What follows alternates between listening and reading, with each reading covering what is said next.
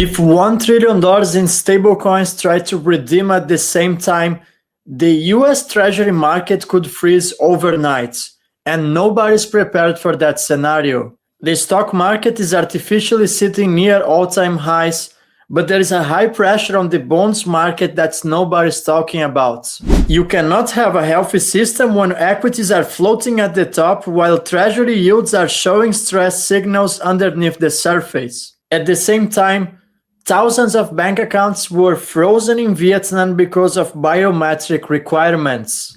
And this presents us with a reality check. Access to your own money is slowly becoming conditional, programmable, and dependent on compliance. And now enters the Genius Act, which facilitates the issuance and sponsorship of stablecoins in the United States under a new regulatory framework. And before I tell you why your bank accounts might be at risk, let me tell you how this works in practice. You give the sponsor dollars, and in return, they give you a stablecoin that in theory is backed to 1-to-1 to the US dollars. The stablecoin sponsor then takes those dollars and buy US Treasury bills because that market is highly liquid, easy to sell, and subject to low volatility. Treasury bills currently yield around 3% on average, but when you operate at scale, that becomes highly profitable.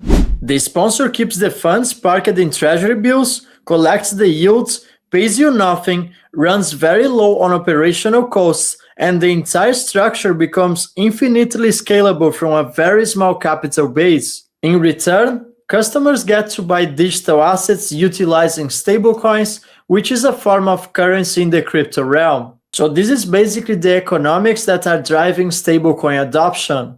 From the investor's perspective, you get to use the stablecoin to buy digital assets. From the sponsor's perspective, you get unlimited leverage. Now that you understand the economics, let's focus on understanding the bigger picture and why stablecoins are a major risk to the US economy. The United States debt is at $37 trillion, and the debt to GDP ratio is completely out of control. The Treasury market must continuously find buyers because the system depends on continuous demand for government securities. The Genius Act allows stablecoin issuers to use reserves to buy US Treasuries, which quietly creates a new structural buyer for US debt.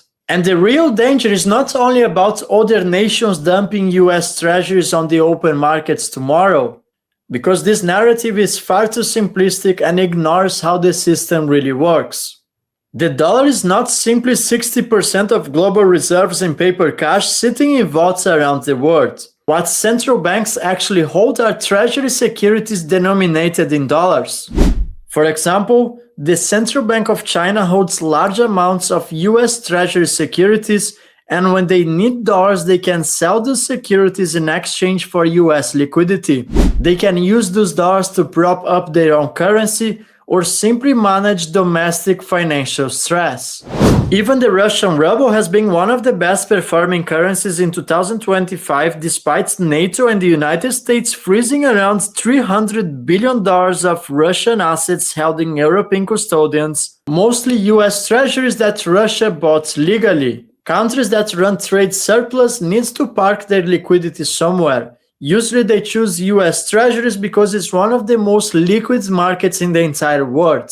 But here's the big issue. The United States has been weaponizing the US dollar and imposing sanctions to countries just like they did with Russia. BRICS nations are very aware of that risk, hence why they have been buying large sums of gold. They also working on their own settlement layer run by blockchain technology that is not subject to the US intervenience. Many of those countries still transact in US dollars for trade settlements, but they do not want to operate inside a settlement system that's controlled by the West. And this is exactly where payment rails and stablecoins enter the picture. And here is the big issue that everyone is avoiding. Stablecoins could trigger one of the greatest financial meltdowns of all times, and all it takes is one bad actor. Many stablecoin issuers are still highly unregulated and have not been fully audited. What exactly stops a malicious issuer from taking dollars, issuing stablecoins, and mismanaging reserves until redemption pressure exposes the fraud? If Tether holders suddenly want all of their money at the same time, the issuer must sell assets to meet redemption. Now imagine that scenario at $1 trillion in Treasury holdings being liquidated rapidly to meet redemptions during panic conditions. You could shut down large segments of the US Treasury markets under those conditions. The Treasury market could be subject to a massive shutdown caused by the chaos in the stablecoin realm. We have seen this move in 2008 when regulated money market funds simply froze up and required intervention. Even regulated money market funds froze up and bailed out when liquidity disappeared. When everyone rushed to exit at the same time, this is when disaster happens. Stablecoins are basically the unregulated version of money market funds with less oversight and greater risks. Here's the danger. These are there are two dangers. The first one is these stablecoin sponsors are almost completely unregulated, non-transparent. No one has ever audited one of them. We don't know what's inside. Now, I'm not accusing anybody of any fraud. If I think that most stablecoin issuers do exactly what I said, which is they buy treasury bills or equivalent, very high quality, short-term, highly liquid instruments. But A, we don't know. And B, there's got to be at least one fraud out there, probably many. What's to stop a stablecoin issuer from taking the dollars, issuing stablecoins, and stealing the money? The answer is nothing. And how would we know? Well, we'll find out the hard way when, when one of these dead fish, surfaces. How do we know it's not was it FTX, Sam Bankman-Fried or whatever? So that's coming. I'm not accusing anyone of fraud. I think the vast majority of them are not frauds. They're doing what they say they do. But just experience to go back to Robert Vesco in the early 60s. One of these guys is a fraud. We had no idea whom, and we'll find out the hard way. So that will start a panic. Now, the bigger danger is, let's go in the non-fraud area. They're doing everything we described. They're doing everything right. The time will come when Tether holders, I don't have to pick on Tether or any stablecoin holder, want their money back. I've been through, as I say about financial catastrophes, if I wasn't there, it didn't happen. I've seen every one. The time will come when people want their money back. The best definition of a financial crisis I've ever heard is everybody wants his money back. That's it. And so when that happens, these stablecoin holders are going to call their sponsors and say, give me my dollars. I want out. I want to get dollars right now. The Federal Reserve Bank of New York open market desk only deals with approved banks. They're called primary dealers. These are the market makers in the U.S. Treasury market. I was counsel and chief credit officer at one of the primary dealers for 10 years. I talk to the Fed every day. I understand this market in depth. Is the Treasury bill market the most liquid securities market in the world? Yes, it is, but it's not unlimited. Try selling $1 trillion of Treasury bills in one day. Good luck. They're going to shut the market. And here is what everyone's missing out. Jim Rickards basically described it word by word, Tether Whitepaper. And no, I am not making this up.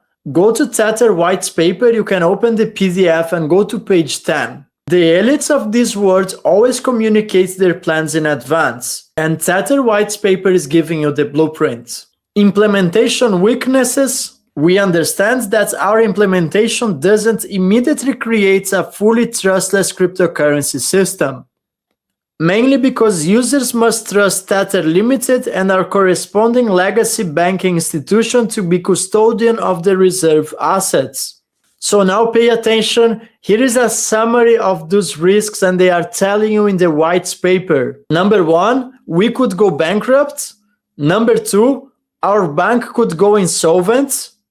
Number 3, our bank could freeze or confiscate the funds. And number 4, this is the best one.